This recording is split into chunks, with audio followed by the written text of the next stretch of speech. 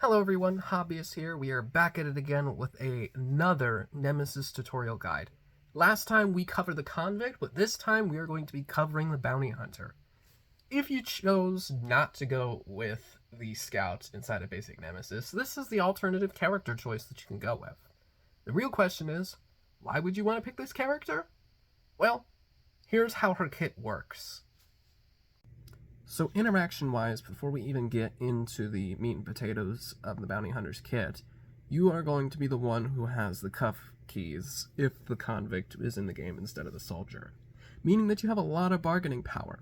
If you have roles such as the Medic or the Captain that are in your game, then maybe it might be easier to go ahead and let the Convict get out of the handcuffs, but essentially this is your bargaining chip. You could choose to let them go whenever you see fit, or give this to them whenever you see fit in exchange for getting certain items or doing a whole bunch of other different things. It just all depends on the various circumstances that you choose, or you could choose to not give them to them ever. They're kind of a dick move, but it's honestly a tool that you have at your resources. So that is what it is. But now we're gonna dive a bit into what makes the Bounty Hunter new and very unique aside from this initial reaction. So as we can see here, the biggest difference with the Bounty Hunter in comparison to the Scout is that there are two models here. The first one here on the left, of course, is the Bounty Hunter herself, but the model on her right is our robot dog companion named Laika. The only thing I kind of miss in the old edition was that the old edition was an actual dog, whereas this one's robotic, but I digress. The trait card more so just explains how exactly Laika works, and she works as follows. Each game round, before performing your first action, you can move Laika to a neighboring room or call her back, placing her on your character board regardless of the distance. Laika's pretty good at helping you find rooms. She's pretty good at being able to come back to take her into other rooms and otherwise give yourself a little bit of an extension in comparison of just going there directly. But when Laika is in the same room as the Bounty Hunter or an intruder, you can automatically call Laika back. And all of this happens before you even take your first action of your turn. So it gives you a little bit of extra in order to do a variety of different things. So honestly, I think the Bounty Hunter's good in that regard. When Laika is on the main board, she performs a noise roll as any other character. During the event phase, she is considered the player on the left of the Bounty Hunter.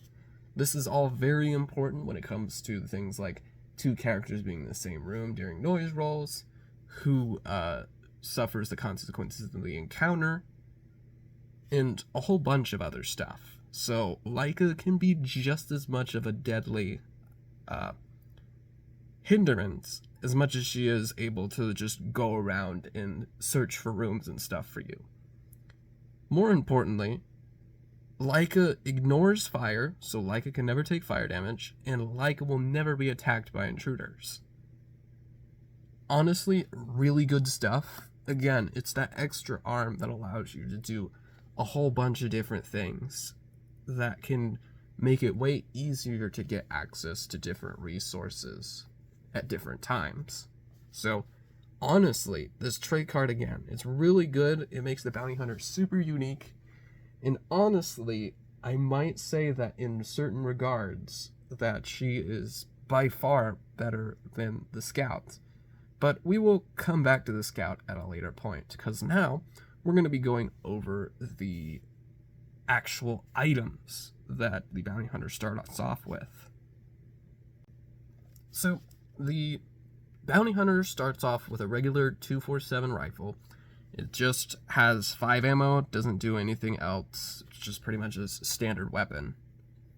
But the trait cards definitely interact the best when you have the quest items for the Bounty Hunter. There's 2 of them, but the main thing with the Bounty Hunter's quest items in comparison to the others is that while there are stuff that generally benefits the character, both the quest items that the Bounty Hunter has benefits Laika more than it benefits the Bounty Hunter. Because if we start with this aggro override, we could see that it costs 1 and you activate this item in the surgery room. If you do so, you have aggro override, which reads as such. When Laika should move from the room the bounty hunter is in, you could deal 1 injury to any intruder in that room instead of moving. Basically giving yourself attacks, being able to maybe finish off enemies that you otherwise couldn't have, maybe force them to run into other rooms. It's a pretty good card, especially since, again, it's adding upgrades to the Laika trait, which you can never go wrong with. The next one we have is Seek Mode, which requires you to discard tools to activate this item.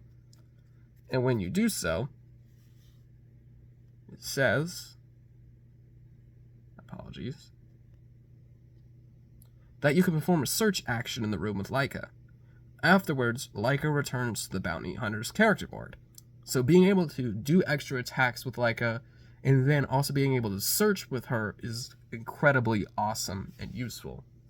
Simply because, again, it gives you more options. Sometimes it's safer to go into rooms with Laika than it is with yourself. And it's really, really good. Again, my overall views of the Aftermath characters is that you want to get your hands on their quest items if you can. Especially since all of the upgrades happen to Laika. But now, let's go ahead and get inside of the action deck. So, the Bounty Hunter, pretty much like a majority of Nemesis characters, has their own deck of 10 cards for their action deck. So we have good old-fashioned repairs, we have 2 search card here, interruption, demolition, arrest card, search card, and now we're going to start getting into the new action cards. So the first one is Taking Aim. It costs you nothing, and it's a combat-only card. So you get to perform a shoot action with your energy weapon, and you get to re-roll your first result on the combat die. Pretty much the exact same ability as the soldier, but again, it's still a good card regardless, because sometimes your shooting may not be too great. Next card we have is Go Girl. It costs you nothing, you could just play the card. However, you have to not be in combat in order to use this. Basically what you could do is you could move Laika to a neighboring room or return her to the bounty hunting board. Basically, it allows you to use, again, Laika as your extension. If there's a neighboring room to where you don't want to go anywhere because it's a bad idea, but you want to send Laika into that room, Laika's the much safer option to send into that room. Maybe that Laika can find something for you or things of that nature. Next card we have is Tactical Move, to where it's a combat-only card. It also costs you nothing, and you discard an ammo from any of your weapons. You move your character and an intruder in the room that you are in to any neighboring room without performing a noise roll. You do not trigger any intruder attack. This is an incredibly interesting card, because unlike the covering fires or the fire suppressions of other characters, the intruder is still going to be in the same room as you.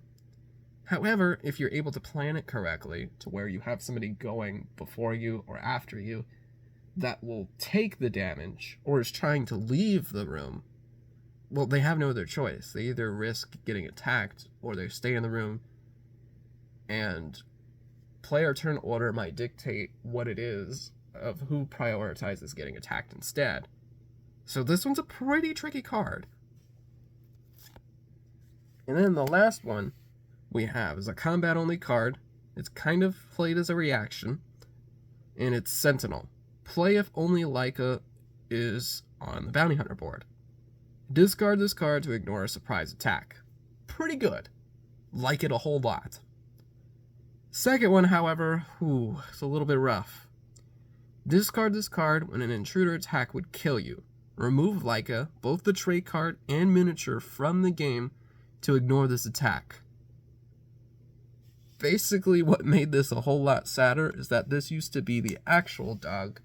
So basically, you sacrifice your dog in order to help you escape.